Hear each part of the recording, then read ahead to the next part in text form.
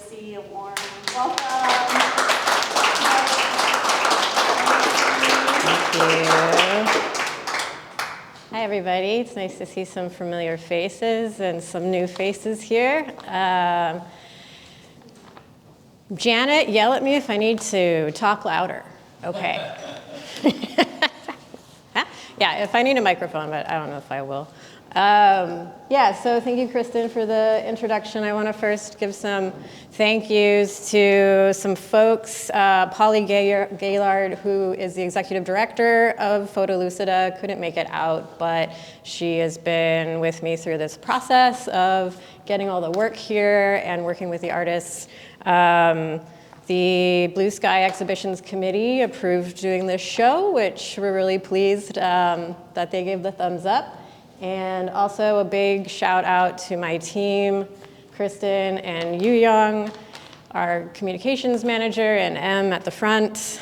We've been working tirelessly, especially this month, on a lot of the work that you're seeing on the walls and our new drawers cohort. So I apologize if I'm a little slow and tired today, because I'm actually very tired today. I was in bed at 6:30 last night.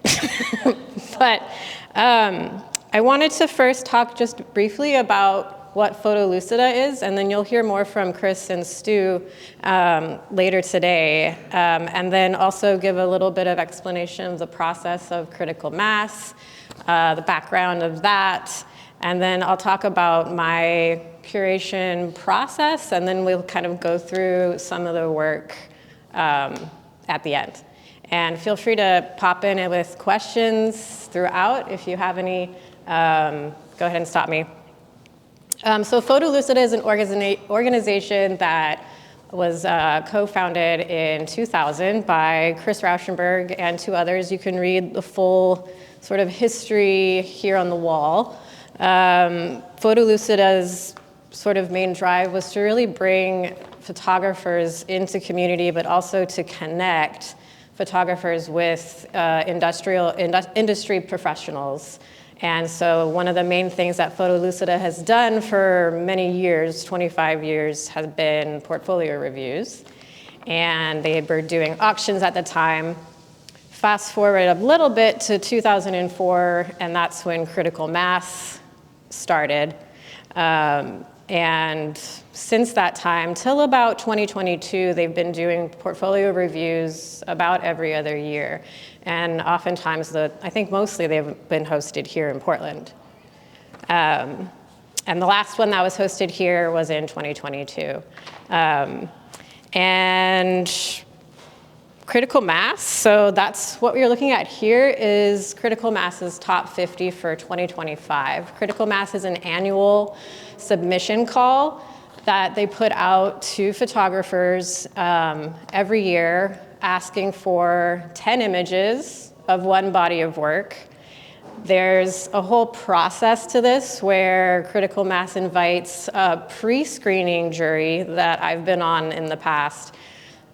Maybe like 10 folks in the photo industry look through every submission that comes in and ranks that to create a top 200. And then from there, a whole new set of jurors, from 150 to 200 jurors, are invited to then look through all 200 portfolios and personally rank them, and then that gets culled down to a top 50. So when I was a pre-screener, I think I looked at like 730 some odd submissions. And then I've been on the jury committee these past years looking at the top 200. So I looked at this 2025 top 200 back in September and personally made my selections, and then that went into kind of creating who liked who the most, and then that creates the top 50, which actually this year there's 51. So I'm guessing there must have been a tie. As Kristen mentioned, though, part of the programming with Critical Mass as well for the top 200 is that there's additional awards and accolades throughout that, one of which Blue Sky is involved in, as we host a solo exhibition every year that the exhibition committee also reviews that full 200 critical mass awardees and selects one person to have a solo show. So this year we selected Elliot Ross. Elliot happened to also be in the top 50 as well. But many years the committee will pick an artist who didn't get selected for the top 50, and I think that's really important because art is so subjective to where, you know, just because these are the artists that made the top 50 doesn't negate the like talent and effort that the folks who got in the 200 made. It's just sort of up to how the jurors' selections landed. So I think it's really cool that Blue Sky looks at all 200. So I'm very familiar with a lot of this work since September, because I've been looking at it and thinking about the sequencing since the fall for this exhibition. So that's kind of the process of how that happens. So, oh, and then a gallery like Blue Sky will host the top 50 exhibition. And I'm not sure when that started. Maybe Stu, do you? There might have been some iterations of this 3 or 4 years ago for the first time. Okay, yeah, so it's... The very first one was a 10-person show on the first critical mass, and we had that here. Okay. And that was it 2004 or 5? Yeah, that was 2004, I think. Yeah. Yeah, so it's been a while that the top 50's been hosted at Blue Sky. At that time, there were 50 reviewers, and we said to them, you jury this show. If you want this show, you just have to pay shipping, no fee, anything. And so I went around to a number of places and disorganized it. It was a lot of work. That was the first one. Yeah. So that being said, curating a top 50 show is sort of opposite of the normal way that a curator would curate a group show, because most often group shows you curate with a theme to start with, and then you pick the work to fill that theme. Well, this was the exact opposite. So I had 51 artists to look at and 10 of their images each. And to look through all of that work and try to find a thread or a theme through it. And so that was the big challenge of putting this together is, you know, there isn't a theme that Critical Mass is asking for their submission. It's just you submit your work. And so, you know, it can be a wide variety of approaches, a wide variety of topics, but that's kind of the beauty of this, is that you really do get a nice mix. It's not all just inkjet prints. There's some alternative processes. There's some, you know, it's like a mix of what people are making, mostly in contemporary photography today. But there are some images in this project where the pictures are from 1980s. I'm looking at 2 over there. But I think that's part of what we're seeing in the last couple of years, is that a lot of artists have also been looking back at their own work and resurfacing from old slides and negatives and kind of like re-examining what they've already worked on. So that sort of contemporizes it to today. So my main start was just to like nest and read about all of the work. And my first kind of layer was just noticing what words came up in statements that seemed to kind of reoccur, or what feelings or emotions I was getting from the work that I'd happened to touch on multiple times. So a lot of that I was seeing was grief and memory and sort of questioning, you know, who are we in this time of a lot of uncertainty with the ecology, with politics. And so I was seeing a lot of this sort of processing and try to like, how are people coping with personal grief, also on the, you know, sort of heels of getting through the first couple of years of COVID. In previous times that we've looked at top 200 in a couple of years right after the COVID lockdown years, we were seeing a lot of work that was very personal, very inward, very much literally inward, in artists' homes and spaces, a lot of work on motherhood, and you start to see some themes that come out. But I noticed that I felt like this next set, you could see this sense of movement from kind of through that, that we've gotten kind of through that, but that there's still so much kind of processing through a lot of grief, and a lot of that begins inward, but then you'll see that a lot of the work is starting to then kind of look at the world in a wider way. So that's sort of where I was starting to gather that sort of through line with this work. And then the way that I generally like to start curating a sequence is I print everything out as little tiny thumbnails, and I cut them up and I call them chiclets. And then I was at home on my floor just sitting with my chiclets, and I already had ideas. I had already kind of clumped some artists as I was writing my statement. These artists are doing more inner grief work. These artists are doing political resistance. These artists are doing concerned about the environment. These artists, but there was always kind of a connection of how as a creative person do we deal, basically. And so that was sort of the first step of the curation after having the thread was to kind of start to mix and match and kind of like a puzzle. Some work I'm drawn to colors and visual. Some of it is where the kind of contexts tend to touch on each other or overlap. And then from there, I go into digital space and I do a scaled wall by wall and put the images on scaled so that I can make sure that I can fit everything, because 51 images was definitely a challenge. Originally, I had this as a full inline set, and then the day that I came in to hang, I was just nope, that's not gonna work. And then I was like, Young, what do you think? And then I was like, okay, we're gonna have to stack some things, but so that was a last minute decision on the final layout, how it all came together. But oftentimes you can prep, but you can't really fully until you're in the space with size. But so there's a bit of some final moment decisions.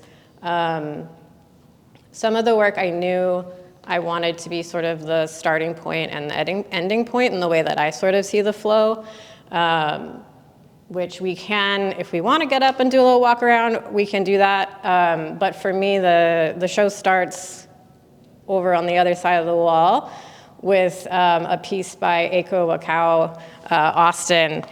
And her work I comment on in my statement, because one of the things she says in her statement is that storytelling is an act of care. And I just thought that was such a powerful statement to sort of describe most of, this work, and that photography is a method of storytelling, is an act of care. And so her piece is what sort of starts. And then from there, some of the work on that side of the room is some artists that are either working on personal identity or feeling their identity within a community and wanting to uplift their community and the people there. And it sort of moves then further to this wall that feels more of the introspection, the personal, working through grief, working through questions.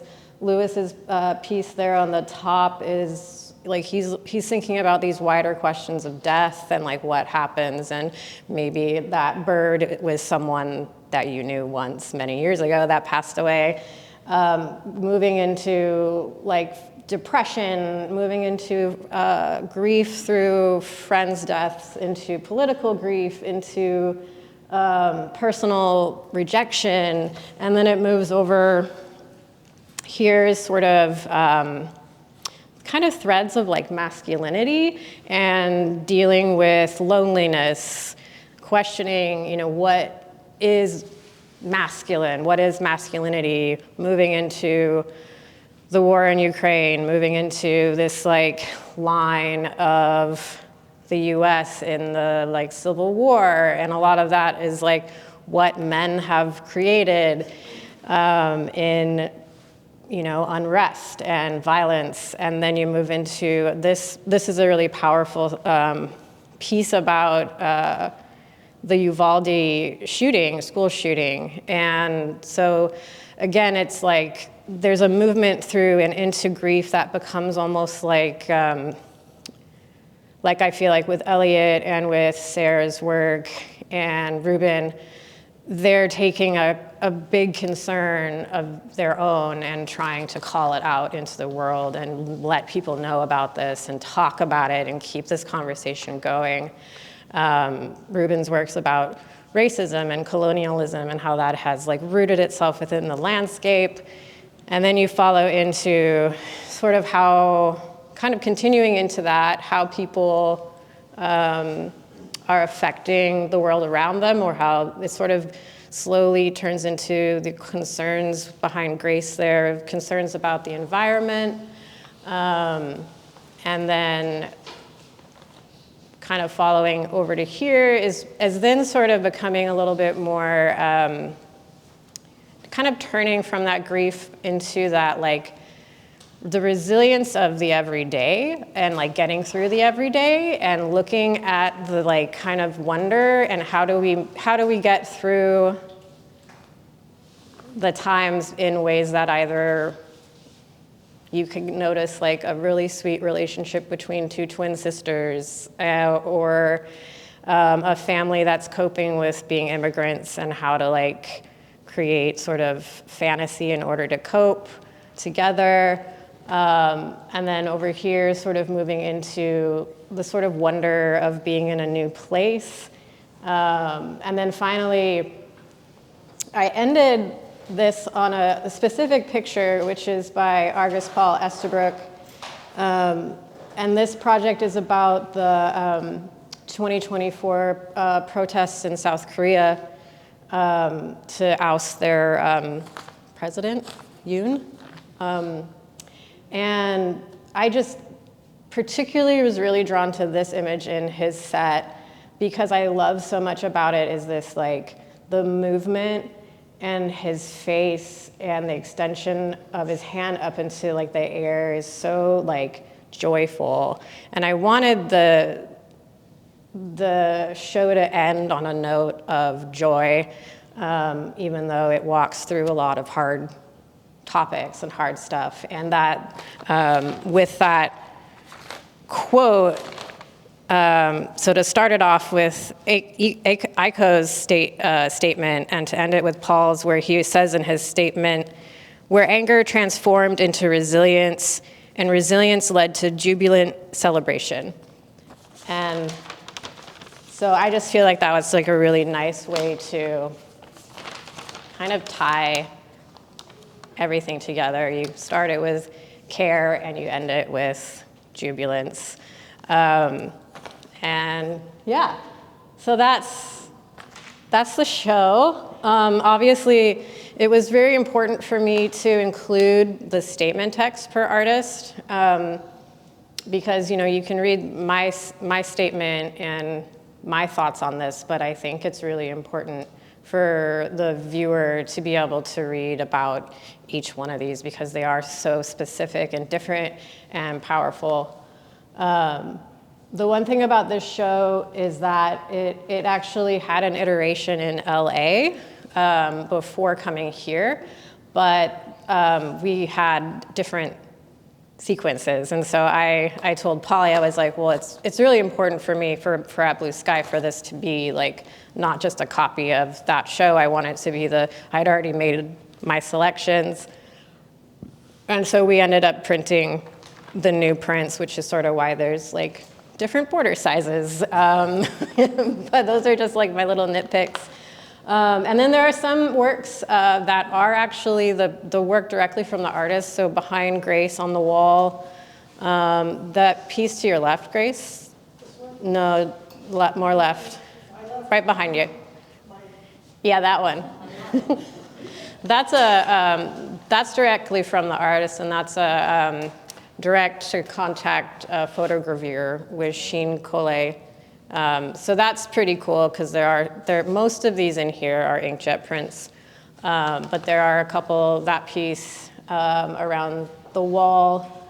There's a couple other pieces that are direct work. Yeah, and then of course the puppet, which is pretty cool. And then there's other works that I think the actual original piece is either a cyanotype or a collage or a mixed media piece that was photographed and then reprinted as a inkjet. So there's also, yeah, because there's like a tintype, there's another, I think, photogravure. And I was trying to get the artist to send their work because I would love to have like the real things, but they weren't able to send them. So we have like a version of them, but yeah, I think in an ideal world, we would have been able to have like the real objects, but at the same time, I think it still looks pretty cohesive. So yeah, and then behind Chris is a monitor that is a slideshow of every artist's 10 set. So you can watch that to see the other work that was submitted for critical mass. And you can also go on to Photolucida's website to also look through all of their projects and read the statements if you don't have time to do it in the gallery. And then I think the next call for critical mass is this June 1st. So if you're a photographer and interested in submitting work, that's coming up. And yeah, I recommend it because it's a great way to get your work in front of a lot of people. And you never know, it might end up being on the gallery walls here. So yeah, does anybody have questions? Yeah. I'm curious, each of these pictures has an artist set of 10, correct? Correct. When you read the artist statement, did you typically pick their sequence of the first one, or could it be all over the place? Yeah, no, it was more just based on my own like taste. You curated the LA show, or no? Were you interested to see what those pics were? I did have it. And actually this catalog was produced from the LA show. So you can actually see like Mary Saxon, who's the red tights picture there. This was the piece that was selected for that show. So it is really interesting. We did have overlaps for sure, but I would say quite a few were different. Yeah. The gallery owner, and that was, do you know? Dennis Miller, yeah. So, yeah, he did his own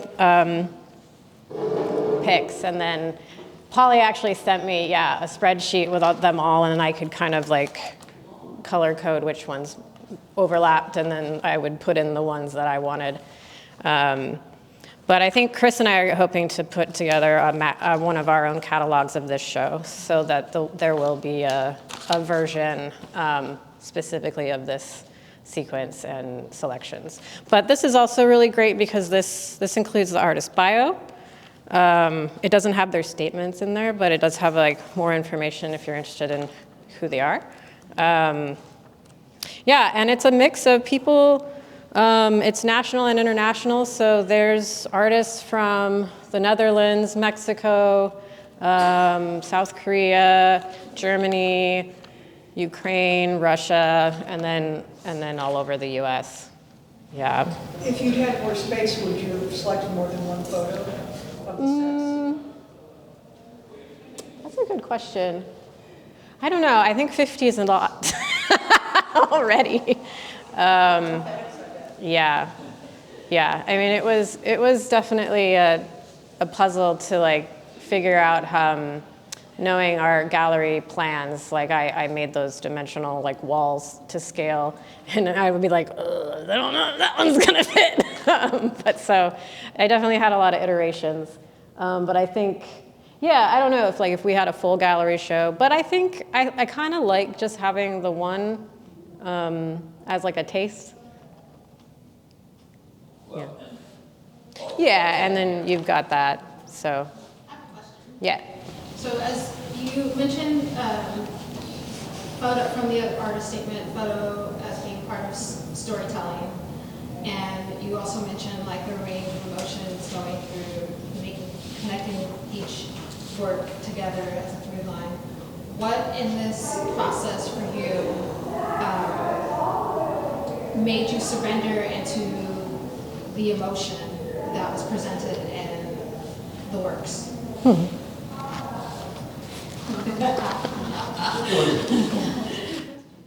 Well,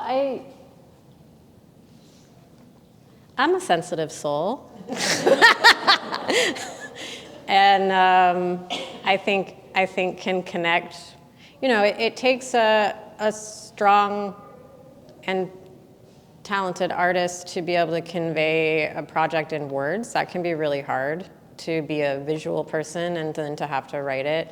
And I think, this set of artists, these are all like, many of these artists are professional artists in some way, where there's a Guggenheim Fellow, there's a Fulbright, Drew's in Ireland on a Fulbright.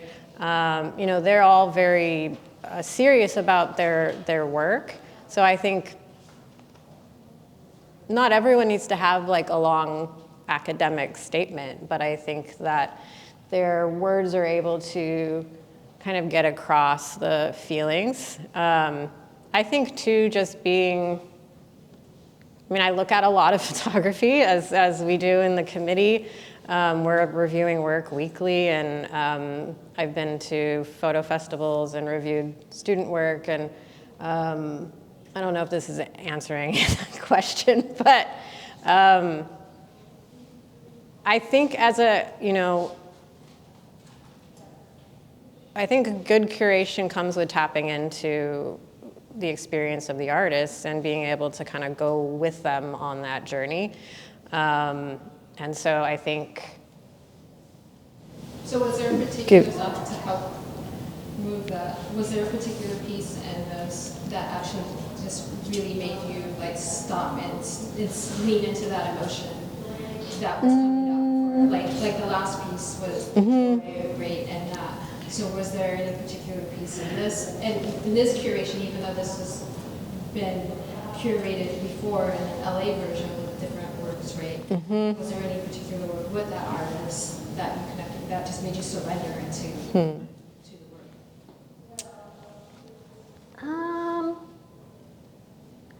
I think it was little glimmers through each one as I was starting to kind of sit and do that process to try to figure out those through lines.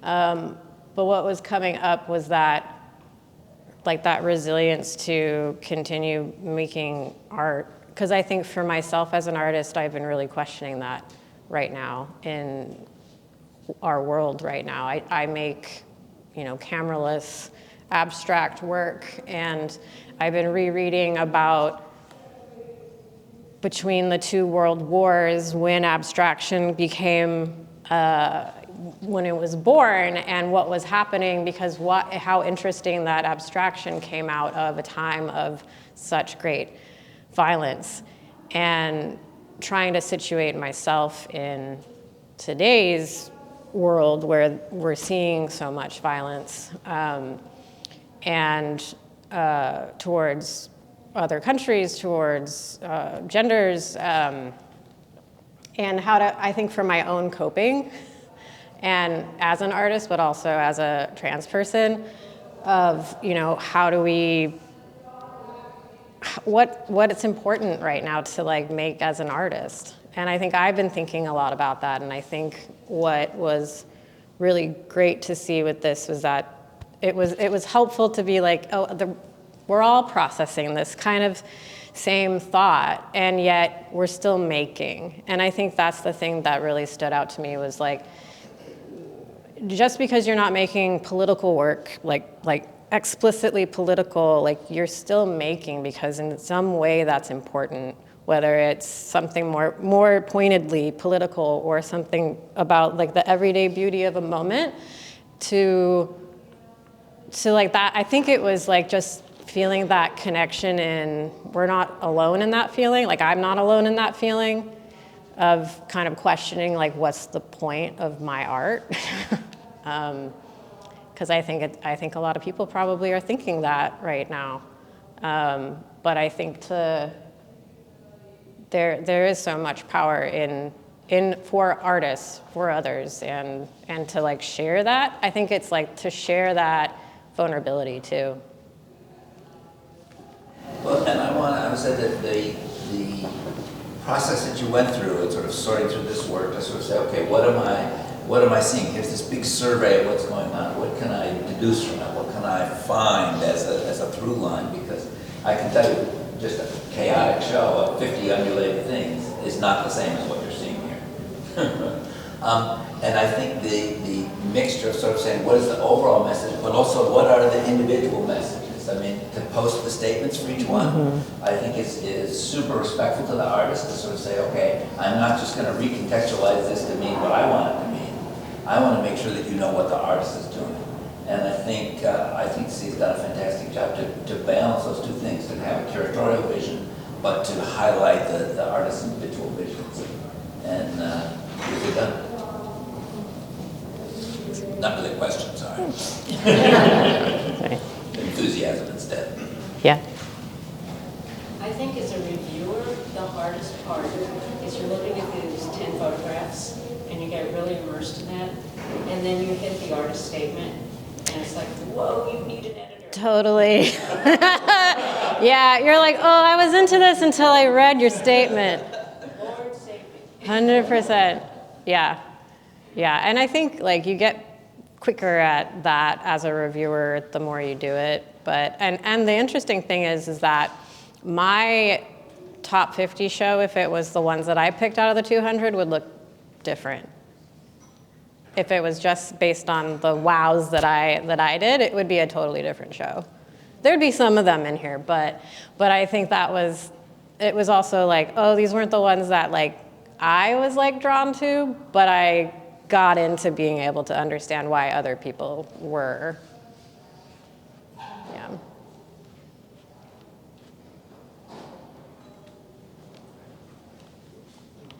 How concerned were you with how things were grouped in the room? Mm-hmm. Pretty concerned. Yeah. But I mean, what kind of connections were you making? Yeah. Well, yeah. So my chick-lit version was like I had these strands at first, so it wasn't in like a grouping quite yet. But I was just working on like this. Like there were some that I really knew I wanted to be near each other. And others that I kind of was like, where are you gonna go? And definitely like things have moved. Like this one was over here originally, and that one was over there. Yeah, so that's changed. But I think if you read my statement, I tried to kind of keep the kind of little touch points I made in the statement kind of as those blocks. So yeah, I had a longer statement where I was trying to include every single artist in the statement, and then I was like, this is insane. Because it was just gonna be way too long. But yeah, like with this grouping here, I think like,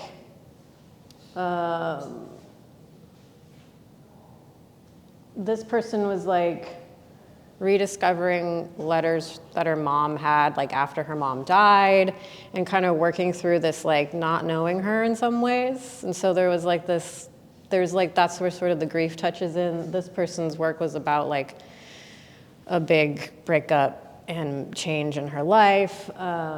This body of work here with the tree was about like a friend's getting sick and like terminal illness. So all like pretty heavy. That work's sort of about someone, like the project title of the one with the trees with the smiley face is Why Am I Sad, I think, or so this sort of starts off with that more like inner kind of looking at self in some ways, or questioning about your own place. And then these ones kind of become more, they kind of turn more into like the political, like I call it the sort of resistors, the people that were, the resilience comes from resistance. So by, talking about important topics in the world, or the ecological climate change concern, or somehow less to do with humans, like this is all very like human-centric over on this wall. This becomes about humans like touch on the landscape, but the landscape's ability to like come back or like change and evolve, or about like the one that's the photogravure is like plants, like electromagnetism, like it's really cool. And then these ones are more about sort of like, well, it's definitely like a color theme over here, but like the red really called to me with those three. But also just sort of like the wonder and a little bit of more humor kind of comes in over here. And I like those two black and whites together because I felt like the one on the top is like New York in the 80s, but yet it feels like a weird cinematic, like pause a weird movie. And then you have the people that are kind of like waiting for a train, but they also look like they're doing the same thing. So there's some of those like connections visually that like those two, I was like, I like those two together. I like the reds together, and Elmo's like superhero kind of connecting that all in sort of like a weird fantasy.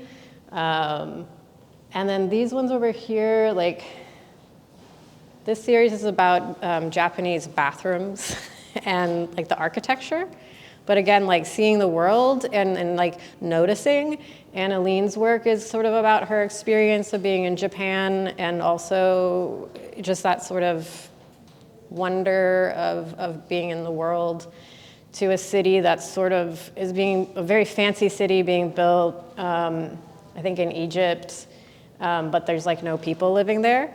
To then the last two, to Keisha's work is bringing back like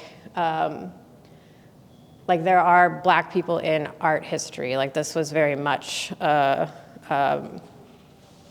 not like refitting in, but like we've always been here. And that's a really powerful project. And then, yeah, ending it.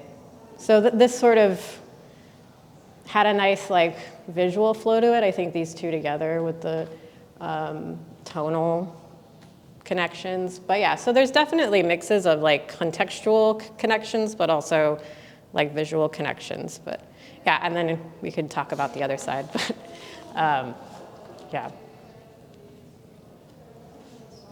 With the selection of artists, how many of them are you able to connect with, or do you connect with them as part of the curatorial? That's a good, yeah. So what actually helped me with the time to also organizing our regular shows here and working on the drawers was that I wasn't in communication with the artists. It was Polly, who had already like started that process for the LA show, and so she just took that on and did all of the like send to printer, because I was just like, I can't. But I have had artists email me directly, and we also had Britt Bradley was here on Thursday night, who was up from San Diego, and she has a piece on the opposite wall. So that was really cool to be able to meet one of the artists in person. But yeah, like for this or going to, I was at Filter Photo in Chicago in September. I mean, you're looking at a lot of work, and you meet a lot of people, and a lot of times people will message and be like, hi, we met, and da-da-da-da-da, and I'm just like, yeah, we'll connect, and sometimes with those people, I'll point them to other colleagues I know. as I used to work at the Museum of Contemporary Photography in Chicago, and so sometimes I'll find an artist either that we show here at Blue Sky or someone I know, I'm like, you guys need to talk to my curator friend at the MOCP, or I invite them to submit to our curatorial process to try to get a solo show. But yeah, I actually haven't been directly contacting with all these people because I'm talking to so many people already, because we're scheduling into 2027 here, and so I've already got a full 2026 of artists that I'm emailing back and forth with. To mention the 58 people and in the drawers. and the 58 people in the drawers. So this is our definitely our busiest time of year for. If you were not here on Thursday, we had almost 700 people throughout the gallery in the evening, which was great. But it's definitely, we have a lot going on, and then with this show as well, with an additional 51 artists, it's been a lot. But I've been actually very grateful that I didn't have to facilitate that, because I would not probably be sitting here. I'd still be in bed. Yeah. Yeah, I really appreciate that you put the statements up, kind of like you were saying as well, Chris, alongside the work, because I feel like it really allows you to see their visions, even if the artist isn't here, or just you're able to tunnel in on what they were wanting to communicate in tandem with the visual art. Mm-hmm. It's really special that it was done that way. This is maybe not a question that has been thought through, but as you hopefully do a catalog, do you envision it following the cadence that you prepared for that exhibition? Probably, yeah. I mean, Chris does the design for all the books here, but we can collaborate on that, and then it'll have the statement, and then probably if we wanted to do all of the text too, we could. Yeah, so. I'm picturing just the exact same sequence with the text on the left, on the first level, and then down the recto on the right. Yeah, I think it'd be nice to have that collected. Mm-hmm. Yeah, totally. Mm-hmm. Well, feel free to ask other questions as you're here. We're going to have Stu and Chris chat in do you have time by chance? Anyone? Okay, so we'll take like a quick 10, 15-ish minutes, and then Stu and Chris are going to talk about Back in history. Photolucida. Yeah, thanks so much for coming. It's such a nice day. So.